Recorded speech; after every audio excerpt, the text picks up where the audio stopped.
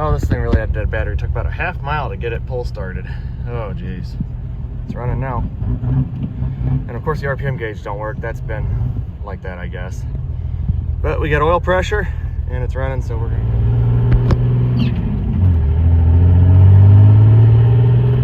Oh yeah, third gear, fourth gear.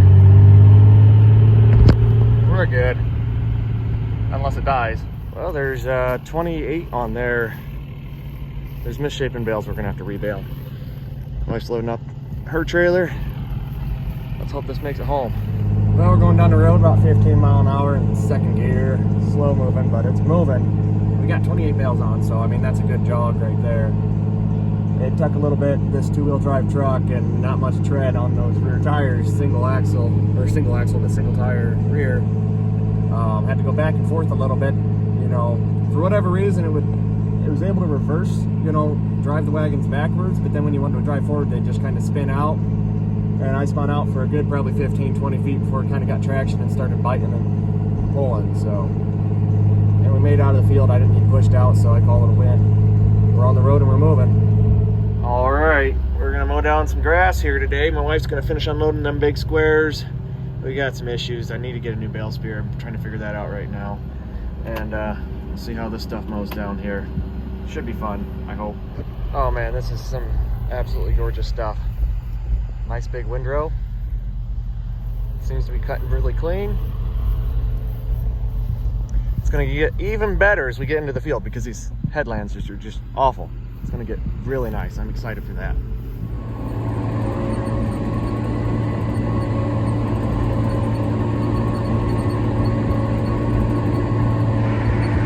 Look how level these windrows are across the top. It's literally picture perfect. Beautiful, beautiful hay. Wrap this mowing up here soon. I do enjoy it. This is really fun to watch.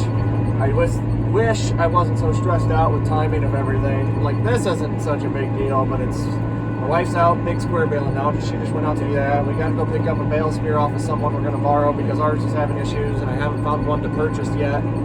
So we're scrambling for that. My dad's out picking up hog feed. I haven't heard from him. I assume he'd be back by now, but I haven't heard from him. So yeah, my wife's got to drive bus in an hour, so I'm hoping I can knock this out and go take over in the big square baler and keep knocking out some clover.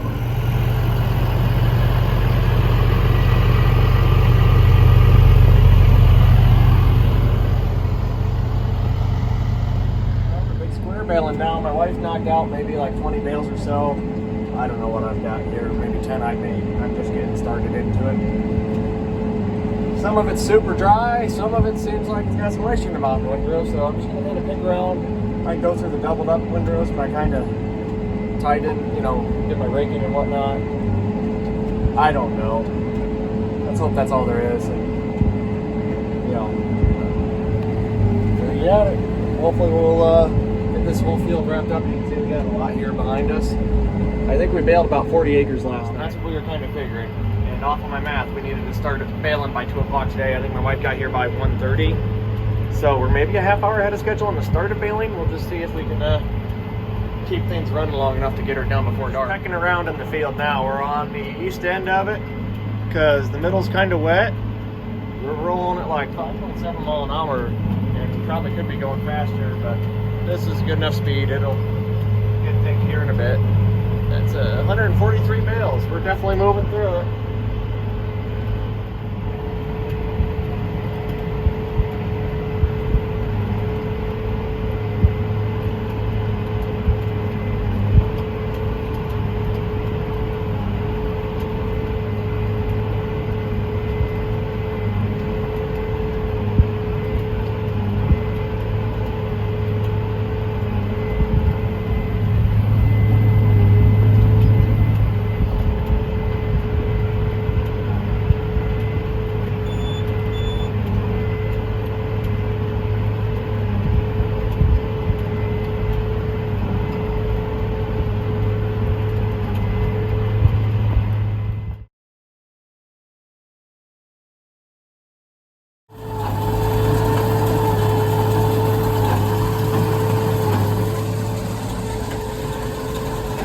Couple bales of triticale, or maybe the whole field, I don't know. There's only like 5 acres here. All right, she's loaded. We got 26 bales on.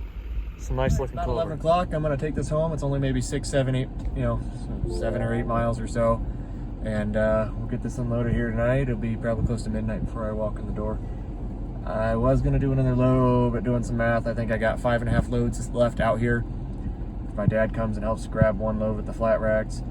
And I got the gooseneck. There's 2 first thing in the morning whenever we get started. If we get a late start and it's 10 o'clock when we're rolling in the field, we could still almost get 3 loads out before my wife's done with the farmer's market. So 3 wouldn't be bad. I think we could sneak out 4, 2 with each truck and wagons. And then my wife can just come out and get the last load later on with my dad and kind of shuffle some equipment around. I want to bale the triticale tomorrow.